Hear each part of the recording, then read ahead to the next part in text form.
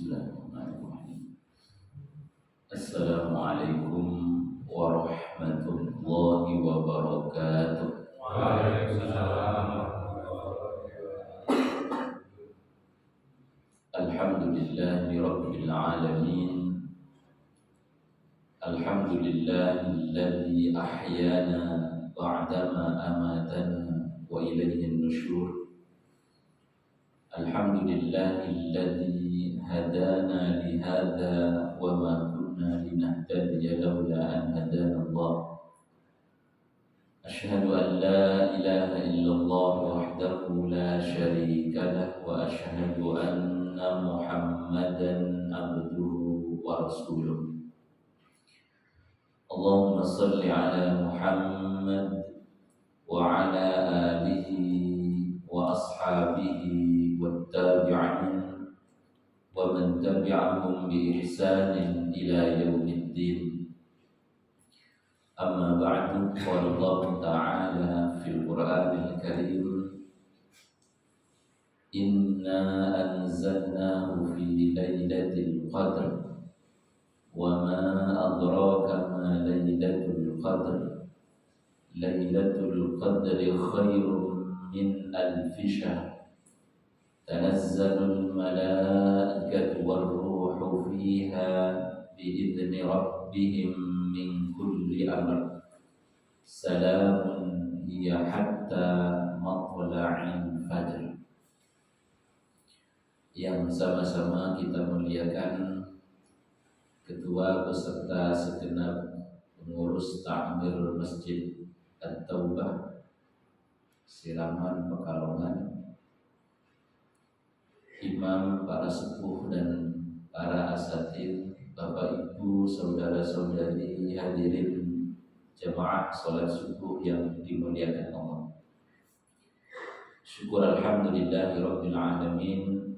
Marilah senantiasa kita panjatkan kehadirat Allah Subhanahu wa taala atas nikmat iman dan Islam, nikmat kesehatan, panjang umur dalam ketaatan, dan alhamdulillah pagi ini kita masih dapat menghirup udara segar setelah melaksanakan salah satu sunnah bahkan adab di dalam berpuasa, yaitu makan sahur.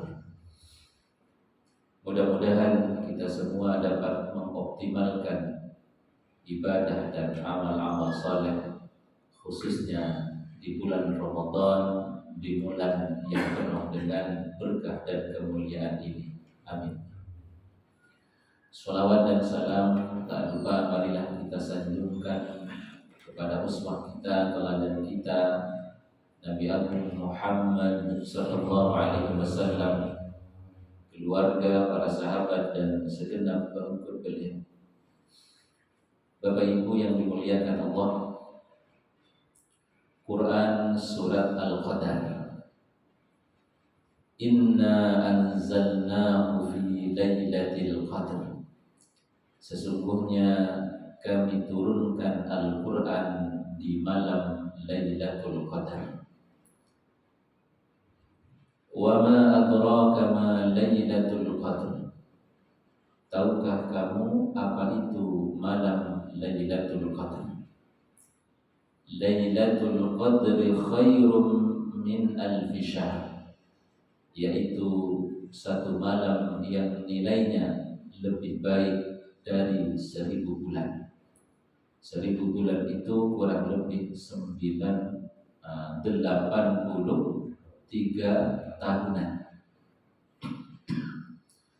Tanazzalul malaikatu warruhu fiha bi'izni rabbihim min kulli amr. Pada malam itu turun malaikat-malaikat dan malaikat Jibril dengan izin Allah Subhanahu wa taala untuk mengatur segala urusan. Salamun hiya hatta matla'il fajr. Malam itu penuh dengan kesejahteraan sampai terbit fajar. Bapak Ibu yang dimuliakan Allah, ayat ini turun diawali dengan satu peristiwa di mana Nabi Shallallahu Alaihi Wasallam menceritakan kepada para sahabat akan seorang laki-laki dari Bani Israel, laki-laki dari Bani Israel yang sangat taat beribadah, menghabiskan waktu malamnya untuk qiyamul lail semalam suntuk, dan di siang harinya digunakan untuk berjihad dan berdakwah. Maka tentu para sahabat mendengar cerita tersebut terperanjat. Ini hebat benar, seorang laki-laki dari Bani Israel yang diceritakan oleh Nabi. Tak lama kemudian datang surat Al-Qadr. Meskipun usia umat Nabi Muhammad sallallahu alaihi wasallam tidak sepanjang usia umat terdahulu, amalannya mungkin tidak sehebat amalan umat-umat terdahulu sebagaimana yang diceritakan oleh Nabi, tetapi Allah memberikan satu kemuliaan bagi umatnya Nabi Muhammad sallallahu alaihi wasallam, yaitu dengan hadirnya malam Lailatul Qadar.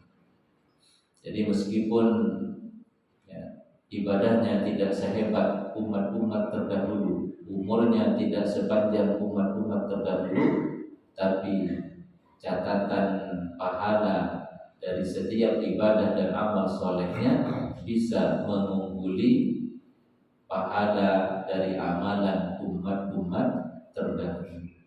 Salah satunya dengan datangnya malam Lailatul Qadar.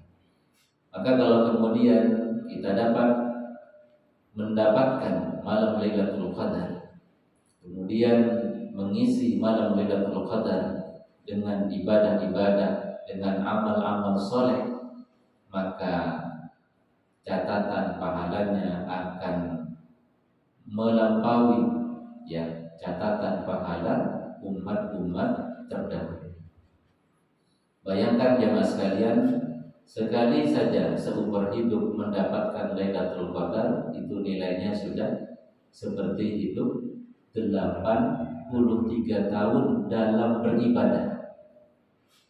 Seperti hidup 83 tahun yang digunakan hanya untuk beribadah. Bagaimana kalau mendapatkan 2 Lailatul Qadar, 3 Lailatul Qadar, atau mungkin puluhan Lailatul Qadar?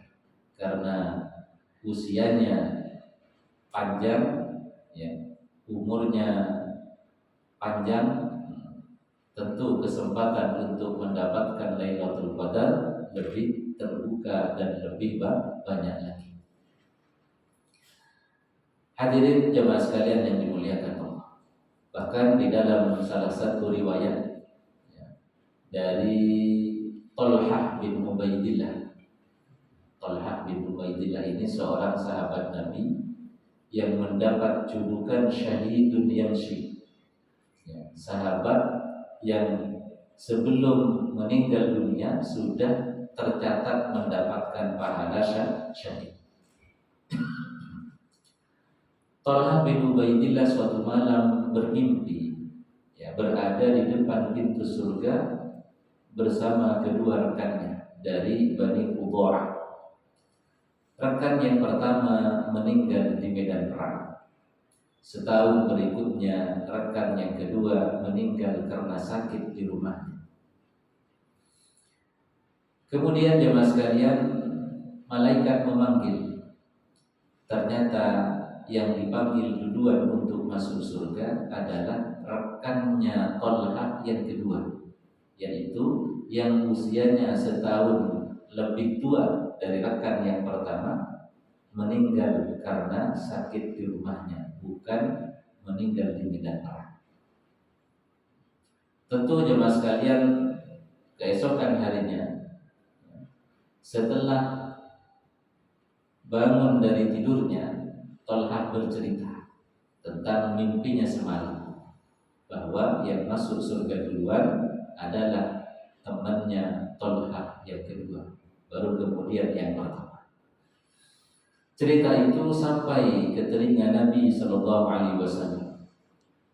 Maka Nabi memanggil Tolha untuk mendengarkan secara langsung cerita dari mimpinya Tolha.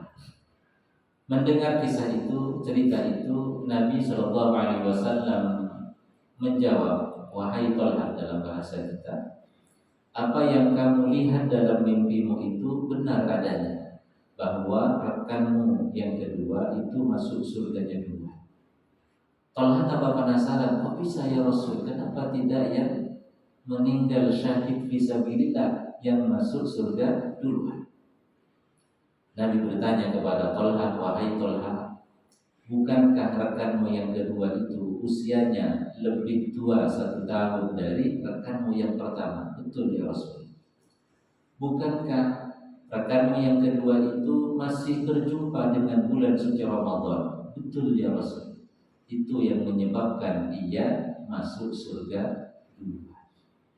Dalam satu riwayat, jika diperbandingkan selisihnya antara amalan sahabat Tolha yang pertama dengan sahabat Tolha yang kedua, itu jaraknya seperti langit dan bumi. Padahal hanya selisih 1 tahun, selisih 1 Ramadan.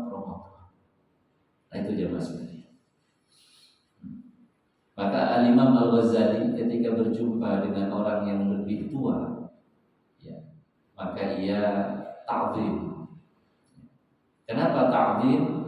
Karena orang yang dijumpainya usianya lebih tua, tentu amal-amal solehnya lebih banyak. Berjumpa dengan bulan Ramadan, mendapatkan Lailatul Qadar, maka pasti jelas amal solehnya tentu lebih. Tapi bukan berarti ketika berjumpa dengan yang lebih muda kemudian kita bilang amalmu baru sedikit, tidak, jelaskan. Kalau pandangannya Imam Al-Ghazali, ketika berjumpa dengan orang yang lebih muda, yang dilihat apanya? Usianya masih muda, tentu dosa-dosanya lebih sedikit. Jangan dibalik. Kalau berjumpa dengan yang lebih tua, kamu usianya lebih tua, tentu dosamu lebih banyak.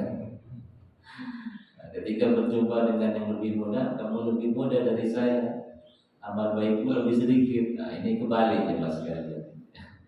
Adab dan etika yang benar itu, kalau berjumpa dengan yang lebih tua, maka orang ini usianya lebih tua, tentu amal baiknya lebih banyak, pahalanya lebih melimpah. Kalau berjumpa dengan yang lebih muda, orang yang lebih muda, tentu dosa dan kesalahannya lebih sedikit. Nah, itu persepsi pandangan yang benar jemaah sekalian, sehingga kita menghargai siapapun. Tawadhu. Hadirin jemaah sekalian yang dimuliakan Allah, kembali kepada asbabun nuzul dari surat Al-Qadar.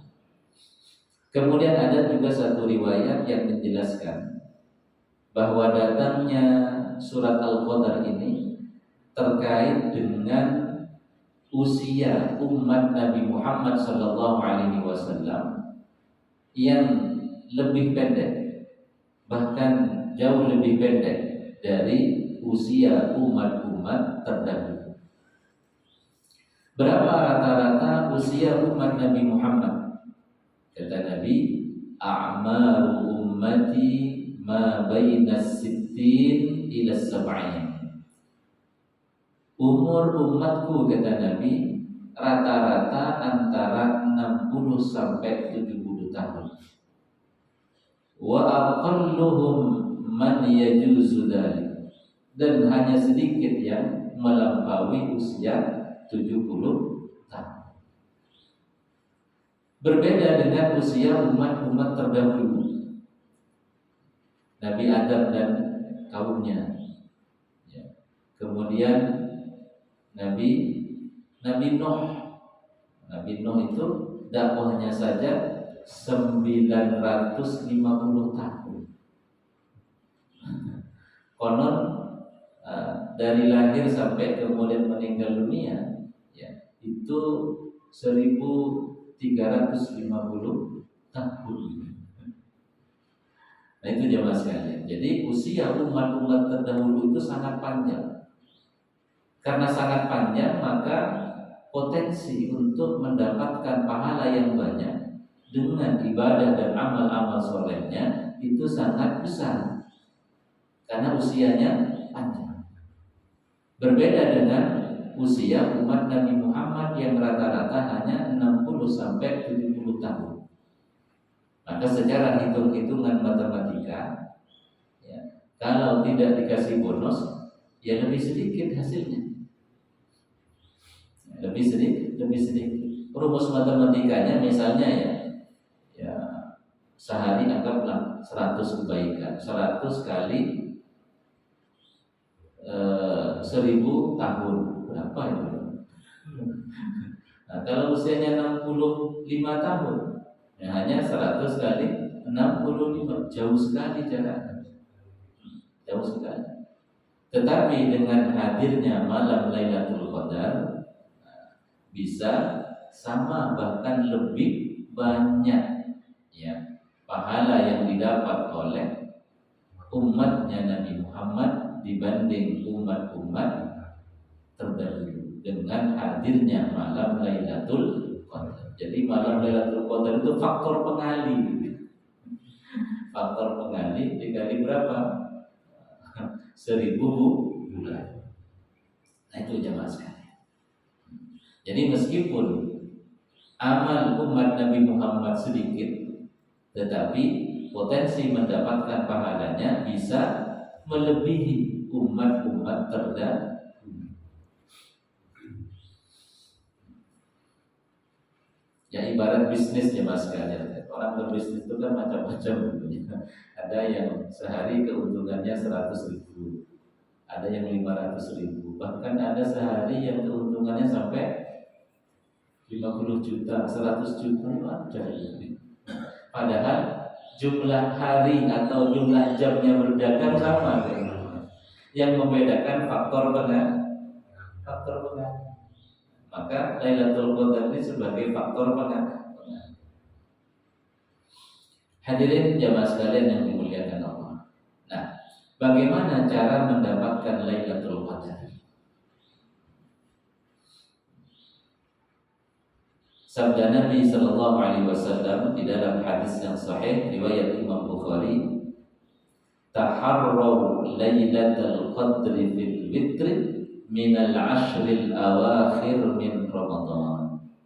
Carilah keutamaan malam Lailatul Qadar pada malam-malam ganjil minal ashril awakhir dari 10 malam terakhir bulan Ramadan. Artinya bahwa malam Lailatul Qadar itu ya turunnya terjadinya di 10 malam terakhir, khususnya di malam-malam ganjil. Bagaimana kalau memulai awal Ramadan yang berbeda? Yang mana malam ganjilnya? Hadirin jamaah sekalian yang dimuliakan Allah.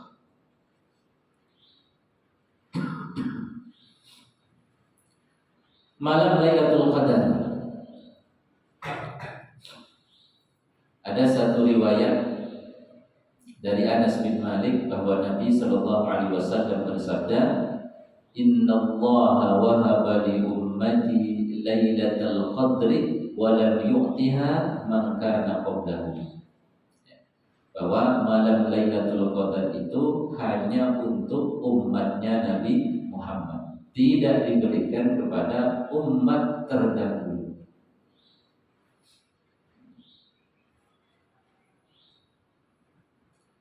Dan tentu umat Nabi Muhammad itu dari diutusnya Nabi sampai hari kiamat. Itu yang disebut dengan umatnya Nabi Muhammad sallallahu alaihi wasallam.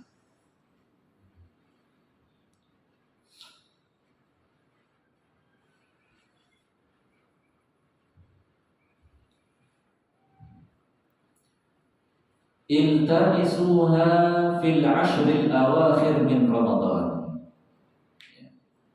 Dalam hadis yang lain, Nabi sallallahu alaihi wasallam memerintahkan kepada kita, carilah malam Lailatul Qadar di 10 malam terakhir.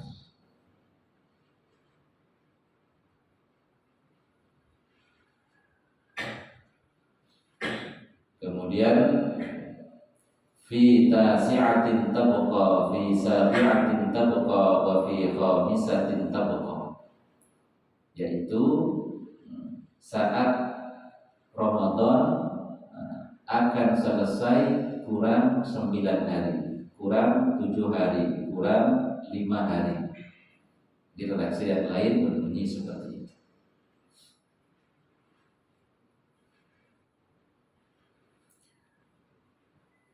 Kemudian ada juga hadis Nabi sallallahu alaihi wasallam, Lailatul Qadri Lailatu 27. Hadis dari Muawiyah bin Abi Sufyan radhiyallahu taala anhu, terdapat di dalam hadis riwayat Imam Abu Dawud. Hadis ini disahihkan oleh Imam Albani. Lailatul Qadri Lailatu 27. Terjadinya malam Lailatul Qadar itu di malam ke-27. Dalam hadis yang lain, Lailatul Qadri innaha lailatu sabi'atun aw tasi'atun wa 'ishrin. Kata Nabi, bisa jadi Lailatul Qadar itu terjadi di malam 27 atau malam tasi'atun wa 'ishrin, 29. Innal malaikata tilkal lailata fil ardi akthar min adadil hasib. Ketika malam Lailatul Qadar turun, datang malaikat turun ke bumi dan jumlahnya seperti pasir atau kerikil. Itu jumlah banyaknya malaikat yang turun. Tanazzalul malaikatu warruhu fiha. Hadirin jamaah sekalian yang dimuliakan Allah, itulah beberapa hadis yang menjelaskan kapan malam Lailatul Qadar itu datang. Pertama, carilah kata Nabi di 10 malam terakhir, khususnya di malam-malam ganjil, malam 21, malam 23, 25, 27, 29. 31 tidak ada ya. Yang ada itu hanya kalender Masehi. Kemudian dari malam-malam ganjil itu khususnya kata Nabi di malam 27, di malam 29. Bahkan ada juga yang mengatakan tadi malam 25, malam 23. Intinya jemaah sekalian, jangan melewatkan malam-malam ganjil. Bapak Ibu hadirin jemaah sekalian yang dimuliakan Allah, apa tanda-tanda malam Lailatul Qadar? Seorang sahabat Nabi, Ubay bin Ka'ab, pernah menceritakan, menyampaikan sabda Nabi Sallallahu Alaihi Wasallam bahwa Nabi pernah menyampaikan kepada Ubay ciri-ciri malam Lailatul Qadar. Apa itu? Annaha tatlu yawma idin la syu'a'a laha, yaitu malam yang di pagi harinya. Jadi setelah malam Lailatul Qadar itu berlalu, maka pagi harinya matahari terbit tanpa sinar yang terik, terbit tanpa sinar yang terik. Tapi ini kan sudah berlalu malam Lailatul Qadarnya. Bangun misalnya, matahari sinarnya tidak terik, tidak menyengat.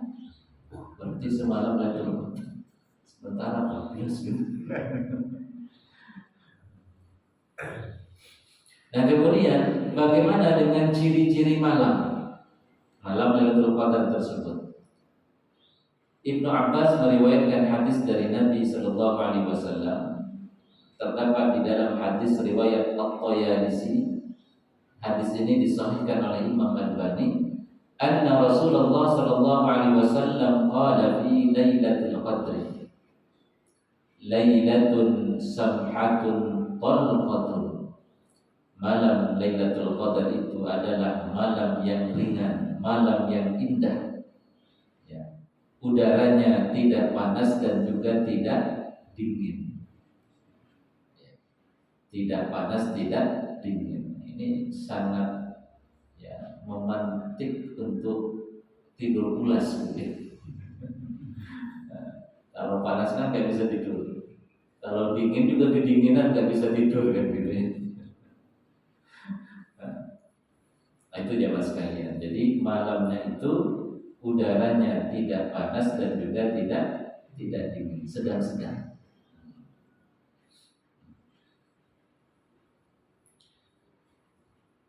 Ya, la haratun wala baridatun, tidak panas dan juga tidak dingin. Tusbihu syamsuha sabihataha dha'ifatan hamra.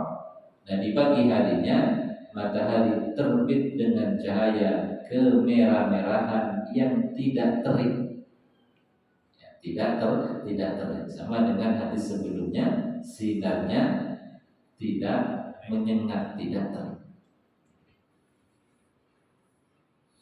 Kemudian suatu ketika Nabi pernah bercerita, Inni kuntu uridu Lailatul Qadri.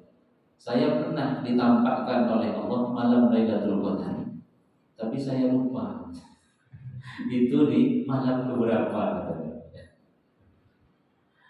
Wahia lailatun talqatun baldatun la harata wala baridah.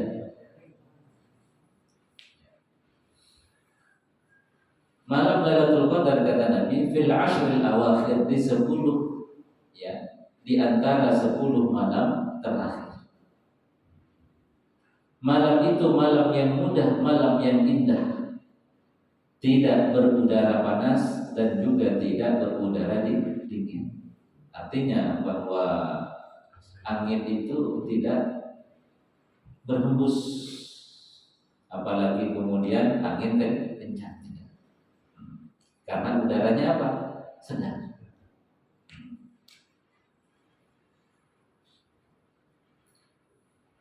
Nah itu jamaah sekalian. La haratun wa la baridatun.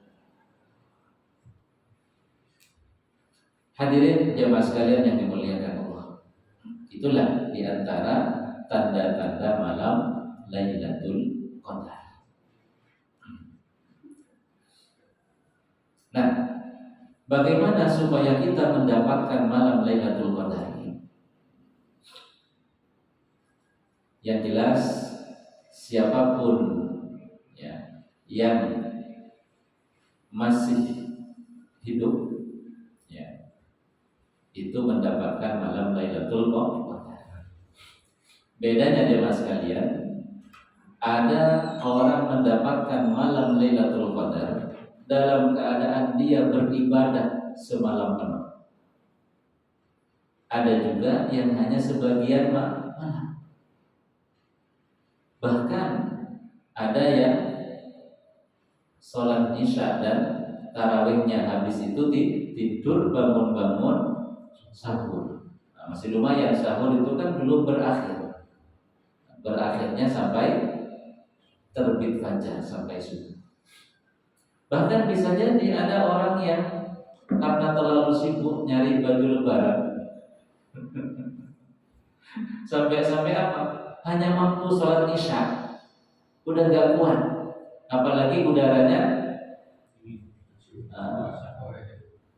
sangat mendukung untuk tidur pulas, tidak dingin dan juga tidak panas. Itu kan sangat mendukung tidur pulas ya mas sekali. Sejuk. Habis sholat isya langsung tidur. Berarti apa? Mendapat malam Lailatul Qadarnya hanya sholat isyanya. Hanya sholat isyanya masih lumayan daripada apa tak sholat begitu. Hadirin jamaah sekalian yang dimuliakan Allah. Jadi semua yang masih bernyawa, masih hidup pasti mendapatkan malam Lailatul Qadar. Hanya saja mendapatkannya setiap orangnya tidak sama. Ada yang mendapatkannya semalam penuh, kenapa enggak tidur? Nah, yang mendapatkan semalam penuh itu juga beda-beda jemaah sekalian.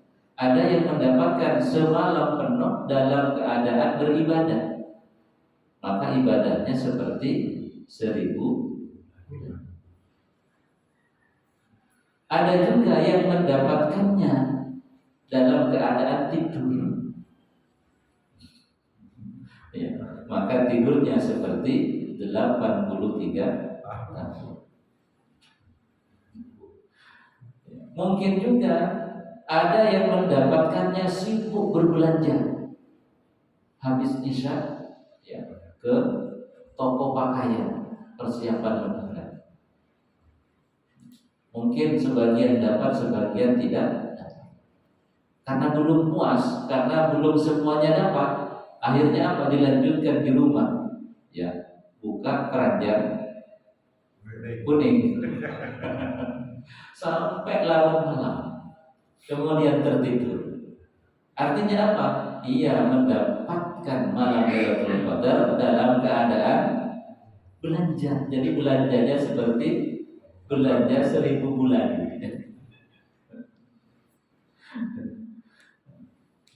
Mungkin ada juga jemaah sekalian karena manten anyar gitu ya. Ya berduaan sama istri. Ya layaknya manten anyar lah begitu ya. Jadi semalam habis untuk seperti itu. Maka ia melakukan hal seperti itu, nilainya sama dengan 1000 bulan gitu ya. Itu masih lumayan jemaah sekalian karena ya juga kebaikan begitu. Nah, yang repot itu kalau di malam Lailatul Qadar melakukan maksiat. Na'udzubillahi min dzalik, maka bermaksiatnya seperti 1000 bulan, seperti selama 1000 bulan. Na'udzubillahi min dzalik. Oleh karenanya jemaah sekalian, supaya kita dapat mengoptimalkan ibadah di malam Lailatul Qadar, Nabi sallallahu alaihi wasallam mencontohkan beberapa jenis ibadah. Pertama, melakukan i'tikaf. Ya. Anna Nabi sallallahu alaihi wasallam kana ya'takifu al-'ashr al-awakhir min Ramadan.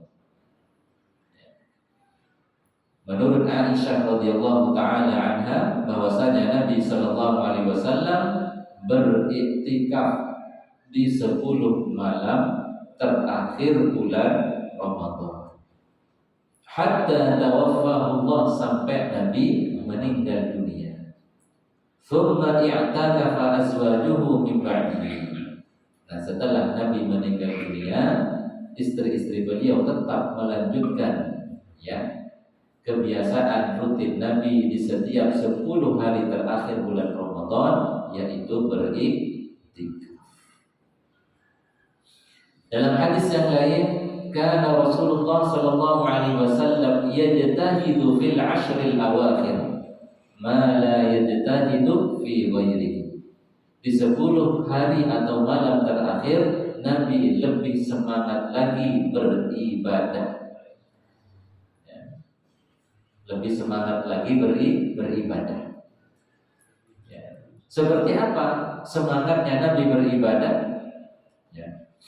Beliau ya oleh Aisyah ya digambarkan atau diilustrasikan, idza dakhala al-'ashr shadda mizar. Nabi mengencangkan ikat pinggang. Apa maksud mengencangkan ikat pinggang di sini? Biasanya kalau orang mau lebih semangat lagi bekerja itu kan ikat pinggangnya dikencangkan. Jadi ini simbol untuk lebih bersemangat di dalam beribadah. Kemudian yang kedua kata para ulama, syadda mizarahu ini mengencangkan ikat pinggangnya artinya apa? Tidak kumpul bersama istri beliau. Ya gimana caranya ikat pinggangnya kencang kan gitu ya. Jadi ini bahasa kiasan bahwa Nabi lebih banyak beriktikaf di masjid. Apalagi di 10 malam terakhir Nabi total beriktikaf di masjid full. Wa ahya lailahu, dan Nabi menghidupkan malam-malam harinya. Wa ayqadha ahlahu, dan Nabi membangunkan keluarga beliau untuk apa? Ikut qiyamul lail, menghidupkan malam-malam terakhir bulan Ramadan, yaitu di 10 malam terakhir. Kemudian jemaah sekalian, memperbanyak doa. Di antara doa yang dicontohkan oleh Nabi yang matsur terdapat di dalam hadis yang sahih, ya, Allahumma innaka afuwun tuhibbul afwa fa'fu anni. Nah, kita baca sama-sama. Allahumma innaka afuwun tuhibbul afwa fa'fu anni. Nah, maka banyak-banyaklah membaca doa ini khususnya di 10 malam terakhir. Allahumma innaka afuwun tuhibbul afwa fa'fu anni. Allahumma innaka afuwun tuhibbul afwa fa'fu anni. Ya Allah, Engkau menyukai, Engkau Maha Pengampun, menyukai ampunan. Ampunlah, ya ampunilah dosa-dosa. Itu jemaah sekalian. Kemudian menghidupkan, ya, 10 malam terakhir khususnya, ya, menambah semangat, mengisi 10 malam terakhir dengan qiyamul lail, dengan tilawah Quran, dengan sedekah dan amal-amal ibadah yang lain. Karena Nabi Shallallahu Alaihi Wasallam juga mencontohkan, ya, beliau rajin bersedekah. Bahkan ketika, ya, datang malaikat Jibril untuk mendapatkan tadarus atau menyimak hafalan Nabi, ya, di saat itu Nabi meningkatkan lagi sedekah beliau, sehingga Ibnu Abbas, ya, menggambarkan, ya, sedekahnya Nabi, ya, ketika malaikat Jibril datang di setiap malamnya, ya, ajwad minar rihil mursalah. Jadi Nabi lebih dermawan dari angin yang berhembus. Angin itu merupakan makhluk Allah yang paling dermawan. Kenapa? Siapa yang tidak mendapatkan hembusan angin? Pasti setiap orang pernah mendapatkan hembusan angin.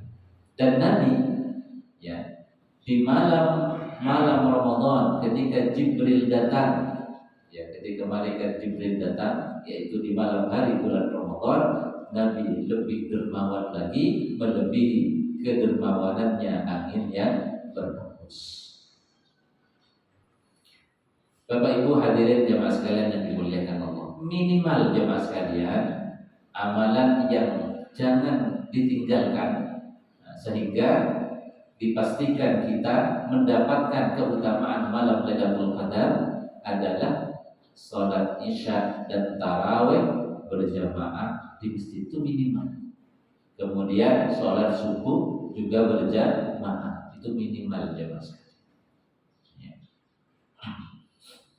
Maka kalau kemudian kita tidak pernah bolos sholat tarawih di bulan Ramadan, berarti apa? Peluang mendapatkan Lailatul Qadar sangat besar.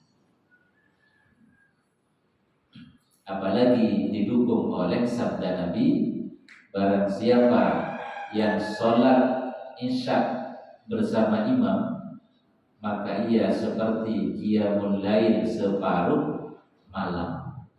Dan barang siapa yang sholat isya dan subuh bersama imam di masjid, maka ia seperti qiyamul lail semalam suntuk.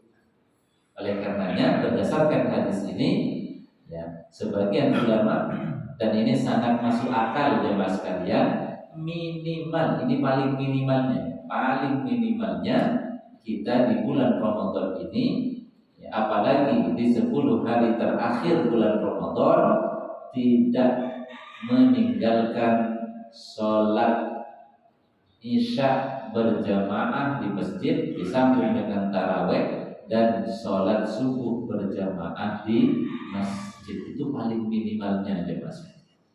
Kalau bisa apa? Ditambah iktikaf. Ustaz, boleh iktikaf tidak 10 hari? Boleh.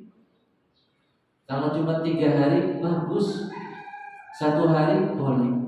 Bahkan sebagian ulama seperti pendapat ulama-ulama mazhab Syafi'i, meskipun hanya sebentar kita tinggal di masjid dengan niat i'tikaf, insya Allah mendapatkan pahala i'tikaf. Nah itu jemaah sekalian. Ya kalau mampu 10 hari itu bagus. Tak mampu 3 hari atau lebih dari itu, atau 1 hari, atau mungkin semampunya. Ya semampunya.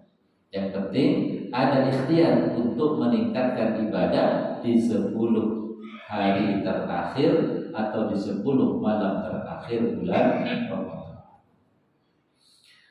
Bapak Ibu hadirin jamaah sekalian yang dimuliakan Allah, itu terkait dengan malam Lailatul Qadar dan amalan-amalan yang dicontohkan oleh Nabi di malam Lailatul Qadar. Sebelum kita tutup, ya, sebelum kita akhiri, barangkali ada yang ingin menambahkan atau bertanya, dipersilahkan. Berkaitan dengan iktikaf itu kriterianya seperti apa? Baik, ada beberapa pendapat di antara para ulama tentang iktikaf. Pendapat yang paling ketat itu mulai berada di masjid, ya, itu malam 21 sebelum maghrib, dan nanti baru keluar untuk melaksanakan sholat Idul Fitri. Jadi selama 10 hari memang tak pulang. Ketika pulang batal iktikafnya. Ini yang paling ketat. Kemudian yang agak longgar, dan ini yang diikuti oleh banyak ulama gitu ya, bahwa iktikaf tidak harus 10 hari. Oke, kembali kepada pendapat yang pertama. Mengapa harus 10 hari pendapat yang pertama ini? Karena itu yang dicontohkan Nabi. Nabi tak pernah iktikaf hanya sehari 2 hari. Dipastikan di 10 hari terakhir Nabi itu di masjid dan tak pulang-pulang. Karena rumah Nabi juga dekat masjid. Sehingga dalam satu riwayat itu Nabi, ya, minta disisirkan, ya, kepada Aisyah dengan apa? Membuka jendela. Jadi Nabi nggak masuk rumah, hanya minta dibuka jendelanya oleh Aisyah. Kemudian apa? Nabi disisir oleh Aisyah dari jendela itu. Karena rumah Nabi yang sekarang jadi apa? Raudhah. Nah, itu rumah Nabi. Nah, sekarang malah menjadi bagian dari Masjid Nabawi, ya. Raudhah itu rumah Nabi. Ini pendapat yang pertama. Nah, jadi pendapat yang pertama itu, ya, contoh dari Nabi 10 hari. Kalau nggak 10 hari ya nggak sesuai, kan? Cuman ini sangat ketat, kan? Kemudian yang agak longgar, yang penting nyampai masjid, ya, pada saat maghrib atau sebelum maghrib, kemudian keluar dari masjid setelah syuruk, setelah terbit matahari. Itu baru dihitung yang mendapatkan pahala iktikaf yang sempurna. Kemudian ada yang lebih longgar lagi, pendapat yang ketiga. Ya. Meskipun tidak semalam suntuk, meskipun tidak dari maghrib sampai terbit matahari, ya, yang penting sudah tinggal beberapa saat di masjid, maka itu sudah terhitung sebagai iktikaf dan mendapatkan pahala iktikaf. Cuma tentu berbeda pahalanya antara yang lama dengan yang sebentar. Nah, itulah perbedaan pandangan di antara para ulama. Kesimpulannya jemaah sekalian, kalau kita mampu 10 hari itu sangat bagus. Kalaupun tidak beberapa hari. Kalaupun tidak, misalnya nih jemaah sekalian, saya belum mampu melaksanakan contoh iktikaf versi yang pertama dan kedua, ya mungkin saja habis sholat tarawih pulang dulu, habis itu datang ke masjid tilawah mulai dengan niat iktikaf juga, kemudian menjelang sahur pulang gitu, ya monggo, itu insya Allah juga mendapatkan pahala iktikaf. Yang kata Nabi, ya di dalam Al-Quran, ya, ittaqullaha mastata'tum, bertakwalah kalian kepada Allah semampu yang kalian bisa. Jangan karena saya belum mampu iktikaf 10 hari, tak pernah iktikaf. Nah, ini juga keliru jemaah sekalian. Semampunya, syukur-syukur, sesuai dengan cara Nabi iktikaf. Nah, seperti itu.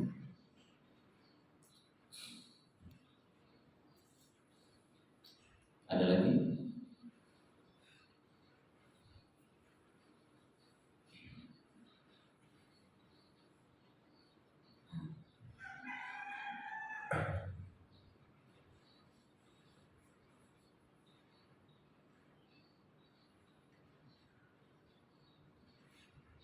Sudah masuk waktu syuruk. Tinggal berapa menit lagi? 3 menit lagi. Monggo Bapak Ibu, masih ada 3 menit lagi sebelum masuk waktu syuruk.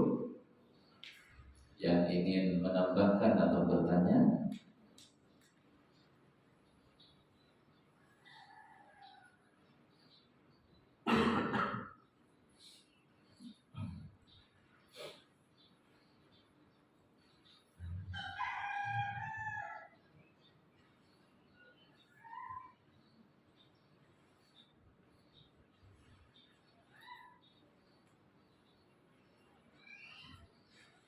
Nah, ketika awal Ramadan berbeda antara iftar pemerintah dengan KHGT-nya Muhammadiyah, ini sering muncul pertanyaan, Pak Ustaz, ini malam ganjilnya yang mana? Tentu kita sebagai warga persyarikatan, ya, meyakini malam ganjilnya sesuai dengan hitungan persyarikatan. Tetapi jemaah sekalian, ya, satu sisi, ya, kita juga harus jaga-jaga, gitu ya, jaga-jaga. Saya tertarik dengan qaulnya Imam Asy-Syafi'i. Imam Asy-Syafi'i itu punya qaul begini, punya statement begini. Ketika terjadi perbedaan antara pandangan beliau dengan pandangan ulama yang lain, maka beliau mengatakan begini, pandangan saya benar, ya, tapi tidak menutup kemungkinan salah. Pandangan orang lain salah, tapi tidak menutup kemungkinan benar. Bisa dipahami ya Mas Gabriel? Ya, bahasa Arabnya ra'yi shawab walakin yahtamilul khata, wa ra'yul akharin khata walakin yahtamilus shawab. Itu bahasa Arabnya. Ya, pendapat saya benar, tapi ada kemungkinan salah. Pendapat orang lain salah, tapi ada kemungkinan benar. Saya suka pendapat atau statement ini. Sehingga jemaah sekalian, ya, kita ketika terjadi Perbedaan di dalam menetapkan awal Ramadan berarti apa? Setiap malam adalah malam ganjil. Ya, setiap malam adalah malam ganjil.